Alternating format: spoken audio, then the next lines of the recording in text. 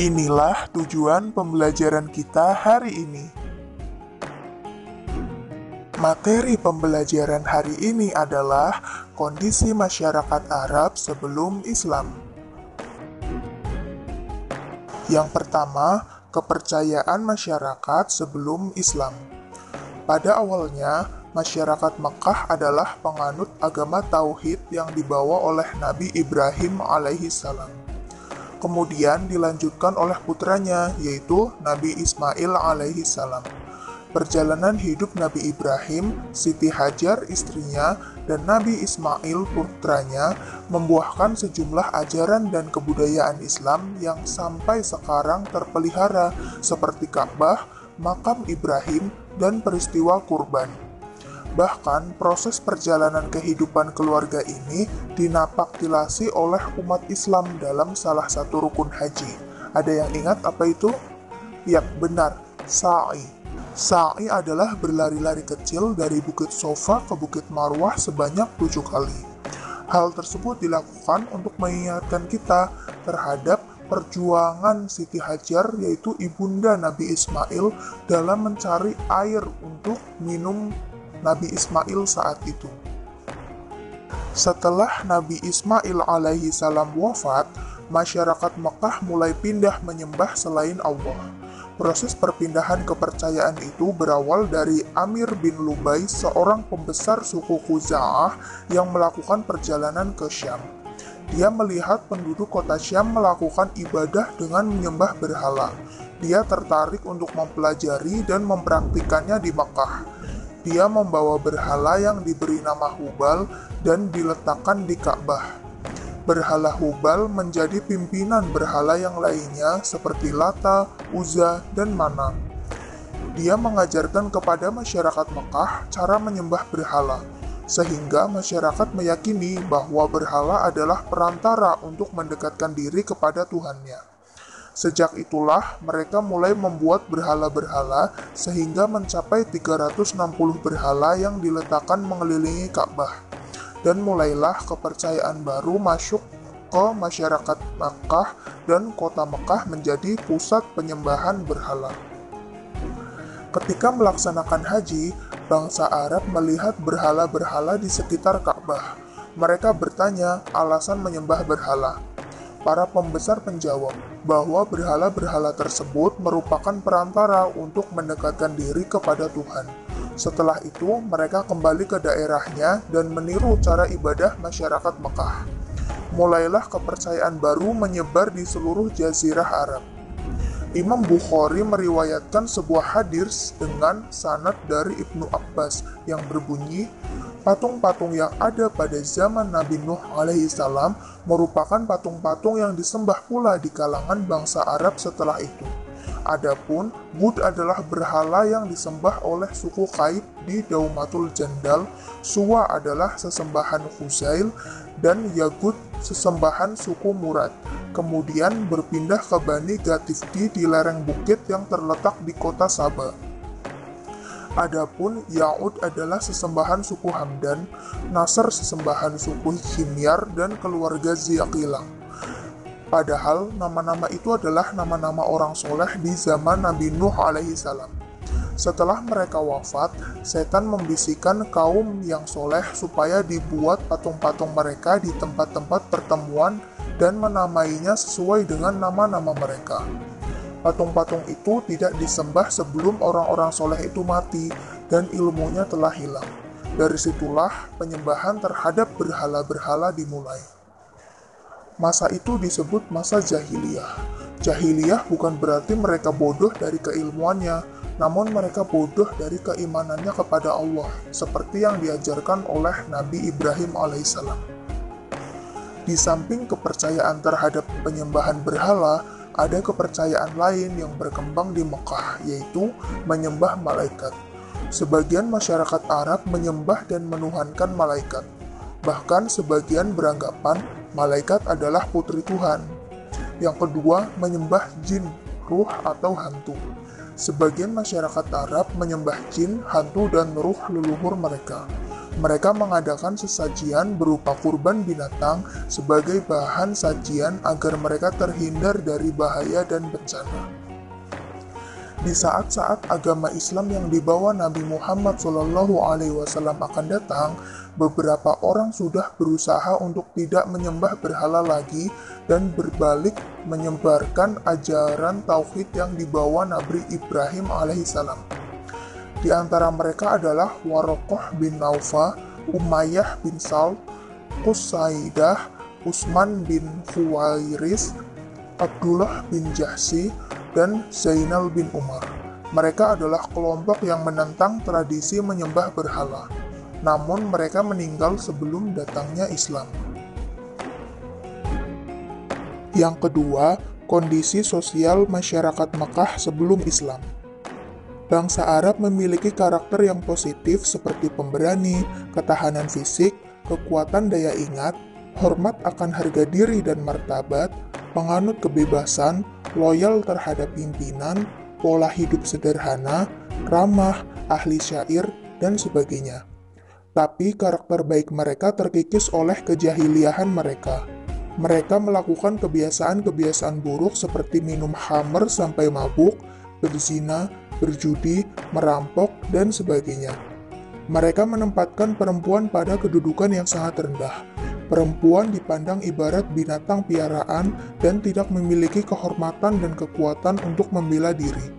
Laki-laki memiliki kebebasan untuk menikah dan menceraikan semaunya.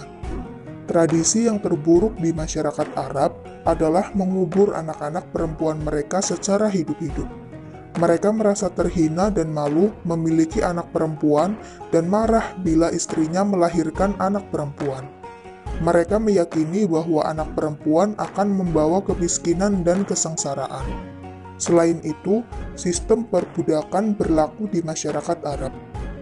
Para majikan memiliki kebebasan memperlakukan budaknya. Mereka punya kebebasan menyiksa budaknya, bahkan memperlakukan budaknya seperti binatang dan barang dagang yang bisa dijual atau dibunuh. Posisi budak tidak memiliki kebebasan hidup yang layak dan manusiawi. Yang ketiga, kondisi ekonomi masyarakat Mekah sebelum Islam. Bangsa Arab memiliki mata pencaharian bidang perdagangan, pertanian, dan peternakan. Peternakan menjadi sumber kehidupan bagi Arab Badui. Mereka berpindah-pindah menggiring ternak ke daerah yang sedang musim hujan atau ke padang rumput. Mereka mengonsumsi daging dan susu dari ternaknya, serta membuat pakaian dari bulu domba. Jika telah terpenuhi kebutuhannya, mereka menjualnya kepada orang lain. Orang kaya di kalangan mereka terlihat dari banyaknya hewan yang dimiliki.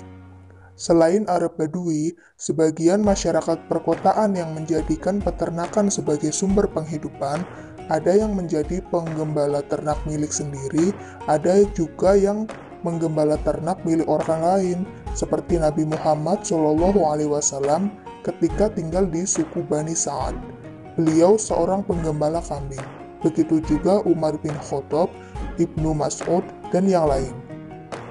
Adapun masyarakat perkotaan yang tinggal di daerah subur seperti Yaman, Taif, Madinah, Najd, Khaybar, atau yang lain, mereka menggantungkan sumber kehidupan pada pertanian. Selain pertanian, mayoritas mereka memilih perniagaan sebagai mata pencaharian, khususnya penduduk Mekah. Mereka memiliki pusat perniagaan istimewa. Penduduk Mekah memiliki kedudukan tersendiri dalam pandangan orang-orang Arab, yaitu mereka penduduk negeri haram. Orang-orang Arab lain tidak akan mengganggu mereka, juga tidak akan mengganggu perniagaan mereka. Allah Subhanahu wa Ta'ala telah menganugerahkan hal itu kepada mereka. Suku Quraisy merupakan penduduk Mekah yang memegang peranan dalam perniagaan di Jazirah Arab. Mereka mendapat pengalaman perniagaan dari orang-orang Yaman yang pindah ke Mekah. Orang-orang Yaman terkenal keahliannya di bidang perniagaan. Selain itu, kota Mekah memiliki Ka'bah sebagai tempat orang-orang di Jazirah Arab melaksanakan haji. Mereka datang untuk melaksanakan haji setiap tahun. Dalam bidang ekonomi, riba sudah menjadi tradisi dan lazim dipraktikkan di Jazirah Arab. Bahkan Mekah sebagai pusat sudah terpengaruh sistem riba. Hal ini bisa terjadi karena terpengaruh dengan sistem perdagangan yang dilakukan oleh bangsa lain. Adapun alat transportasi utama saat itu adalah unta yang dianggap sebagai perahu padang pasir.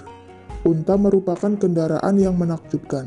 Unta memiliki kedudukan yang tangguh, mampu menahan haus, dan mampu menempuh perjalanan yang sangat jauh.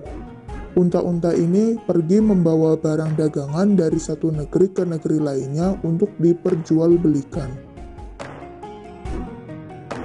Yang keempat, kondisi politik masyarakat Mekah sebelum Islam. Pada masyarakat Arab pra-Islam dapat dibagi menjadi dua bagian berdasarkan atas batas teritorial. Yang pertama, penduduk kota yang tinggal di kota perniagaan Jazirah Arabia seperti Mekah dan Madinah. Kota Mekah merupakan kota penghubung perniagaan utara dan selatan. Para pedagang dengan kabilah-kabilah yang berani membeli barang dagangan dari India dan Cina di Yaman dan menjualnya ke Syria di utara.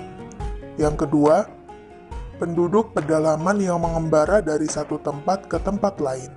Cara mereka hidup adalah nomaden, berpindah dari suatu daerah ke daerah lain. Mereka tidak mempunyai perkampungan yang tetap, dan mata pencaharian yang tepat bagi mereka adalah memelihara ternak, domba, dan unta.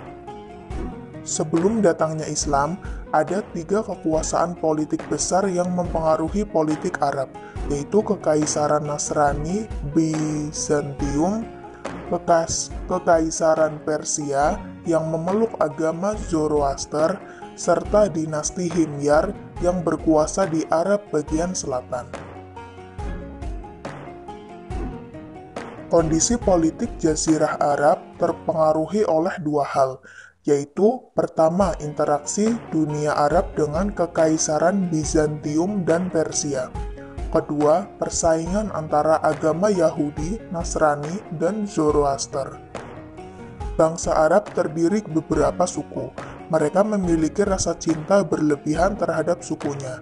Tidak jarang, peperangan terjadi antar suku, seperti Perang Fujar, perang saudara yang terkenal karena terjadi beberapa kali, perang-perang antara suku Kinayah dan Hawazan, kemudian Quraisy dan Hawazan, serta Kinanah dan Hawazan lagi. Peperangan Fujar terjadi 15 tahun sebelum Rasul diutus. Selain itu, di Jazirah Arab terdapat beberapa kerajaan yang pernah ada, antara lain yang pertama Kerajaan Kindah tahun 480 sampai 529 sebelum Masehi. Yang kedua, Kerajaan Ma'in dan Kerajaan Katban tahun 1200 sebelum Masehi sampai 700 sebelum Masehi. Yang ketiga, Kerajaan Saba tahun 955 sebelum Masehi sampai 115 sebelum Masehi. Yang keempat, Kerajaan Himyar. Yang kelima, pendudukan Romawi di Yaman. Yang keenam, pendudukan orang-orang Persia atas Yaman. Yang ketujuh, Kerajaan Hirah. Yang kedelapan, Kerajaan Ghassan. 9, Hijaz. Nah, selesai sudah pembelajaran kita hari ini. Mohon maaf atas segala kekurangan. Semoga pembelajaran hari ini dapat bermanfaat untuk kita semua.